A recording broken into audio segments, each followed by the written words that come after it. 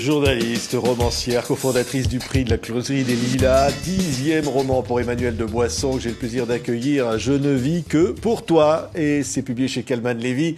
Vous aviez un masque avec vous, Emmanuelle. Dans ce que vous nous racontez dans ce livre, dans ce roman, il y avait des soirées masquées dans ce Paris 1900. Ah oui, il y en avait énormément. Ouais. C'était la fête. Paris était une fête à cette époque, la belle époque. Ouais. Ils mettaient pas des masques comme ça, par contre, parce que le vote, là, il y avait des fêtes de sorcières et on se mettait effectivement comme des ça. masques. Ouais. Et surtout, pendant la grippe espagnole, malheureusement, qui est en 1918, on était exactement comme aujourd'hui. Confinés, masqués, pas de transport, les écoles fermées, et c'était une horreur. Oui. Il y a eu 50 millions de morts dans le monde entier, quoi, et la France a été une hécatombe. Donc on revit une pandémie un peu similaire. Oui, mais n'empêche que, parce que là, on va parler de ce roman. Ouais. Vous nous racontez ce qu'on dirait la belle époque. Incroyable liberté qui flottait sur Paris, par exemple. Oui. Alors, mon roman, il commence pendant la belle époque en 1904. Il va jusqu'à la guerre de 14, la grippe espagnole, et puis jusqu'au début des années folles. Mais on est vraiment au début, dans cette période complètement euphorique, insouciante, un âge d'or, où on croyait au progrès. Alors moi je raconte le début du métro, du téléphone, de la radio, l'exposition universelle, les automobiles, l'exposition universelle. Voilà, Oui. tous ces progrès, on y croyait beaucoup, c'est une belle période.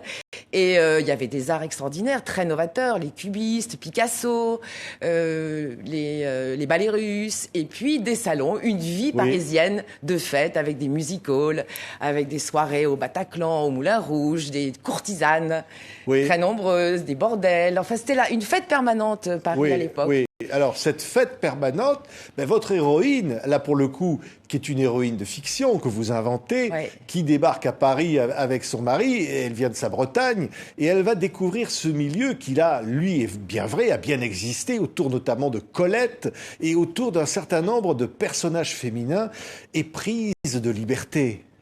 Oui, alors elle vient de Bretagne, de Becmeil, là où est venu Proust d'ailleurs, qui est très présent dans mon roman, puisqu'il est venu en 1895 avec Reynaldo Hahn. Et elle se marie, un peu comme Colette, avec un Parisien.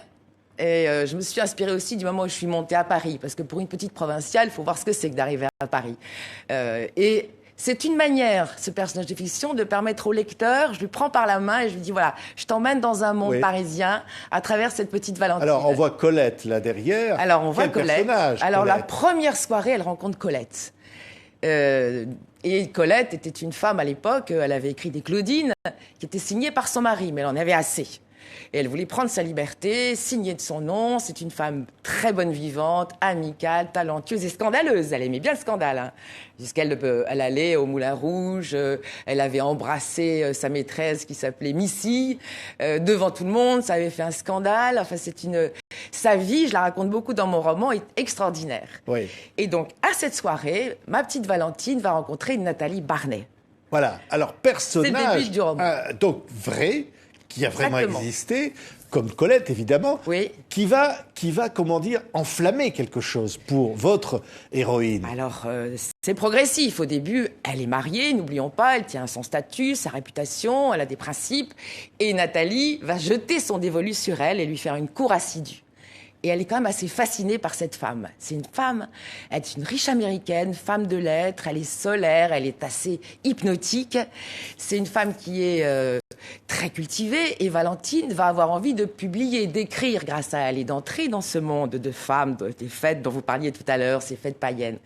Alors, petit à petit, elle est déçue par son mari, Valentine, parce qu'elle s'aperçoit qu'il la trompe, qu'il va au bordel. Oui, donc, parce qu'à ce moment-là, vous le décrivez bien d'ailleurs que les hommes, eux, font ce qu'ils veulent. Ah oui, les hommes peuvent être assez violents, d'ailleurs je le montre, peuvent faire ce qu'ils veulent, il y a une liberté, les couples ne s'entendent pas vraiment. C'est pour ça que ces femmes que je raconte dans mon roman se tiennent les coudes, sont solidaires. C'est un peu un peu subversif, une liberté qu'elles s'octroient, ces femmes-là, ces femmes de cette société-là. Justement, parce elles sont entourées d'hommes qui ne les comprennent pas, qui ne donnent pas d'affection, de douceur, de tendresse. Entre elles, il y aura beaucoup d'affinités sentimentales, littéraires. Et j'ai découvert toute une constellation de femmes autour de Nathalie Barnet. La plupart, ses maîtresses d'ailleurs. Oui. Puisque Liane de Pougy, Colette, qui était bisexuelle, a été sa maîtresse, René Vivien. Et Valentine, donc, elle est plongée dans ce monde-là. Et un jour, elle va succomber à Nathalie Barnet. Un jour, elle va devenir, elle aussi, sa maîtresse. c'est une révélation du plaisir. Alors c'est le début d'une liaison clandestine, mais petit à petit, elle va s'apercevoir que Nathalie Barney la trompe. Alors plus Nathalie s'éloigne, plus Valentine va succomber dans la passion. Vous êtes incroyable, Emmanuel, hein, parce que c'est vrai qu'à travers tout ça, on revit une époque, on a l'impression d'une liberté totale. Oui, on peut mais dire en même temps, vous dites quand même clandestine, parce qu'on n'imagine pas qu'à l'époque, les mœurs permettaient tout cela. Pas toutes. À l'époque, l'homosexualité masculine est assez réprouvée. Proust est très présent dans mon roman, et il ne le montre pas qu'il a des relations avec des hommes. Mais les femmes sont plus acceptées, ce qui est étonnant. Et elles sont ouvertement lesbiennes. C'est-à-dire que Nathalie Barney, dans son salon rue Jacob, puisqu'elle a un des salons les plus longs, puisqu'il va durer jusqu'en 1972, elle s'affiche comme lesbienne avec ses maîtresses. Et elle fait beaucoup la promotion des femmes, des artistes, et une académie de femmes pratiquement. Oui. Donc vraiment, c'est une femme très pionnière, révélatrice de talent, qui est très, très, très à l'avant-garde justement de ce point de vue-là. Parce qu'elle donne une vraie visibilité aux lesbiennes. Oui, oui, et une grande liberté, parce qu'au fond, être soi-même, j'allais dire, l'affirmation de cette liberté sexuelle. Ah oui, absolument.